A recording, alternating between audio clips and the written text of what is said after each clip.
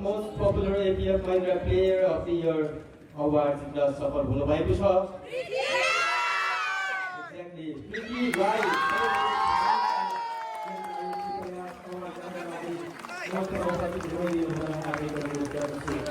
Yes, hearing for all the fan favorites in the house tonight.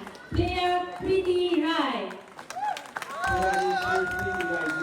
उहाँ पनि Nepali ATF क्लबको महिला फुटबल टिमको मात्र नभई राष्ट्रिय महिला फुटबल टिमको समेत मिडफिल्डर खेलाडी हुनुहुन्छ।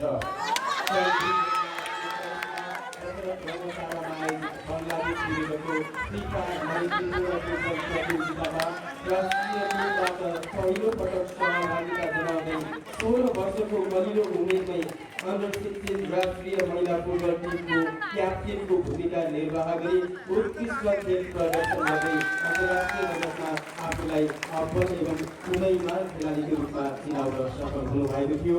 यसै साल सम्पन्न एन्फा वुमेन्स लिग 2081, इलाममा सम्पन्न दोस्रो अन्तर्राष्ट्रिय आमन्त्रित महिला वर्ल्ड कप 2081 अनि चितवनमा सम्पन्न राष्ट्रिय महिला फुटबल प्रतियोगिता 2020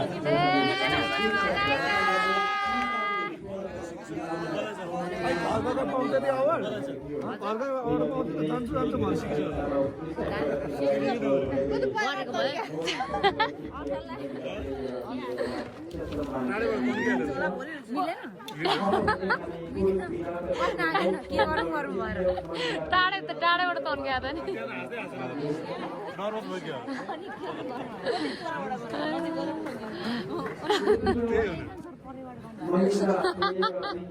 Of Agni Group Mahindra.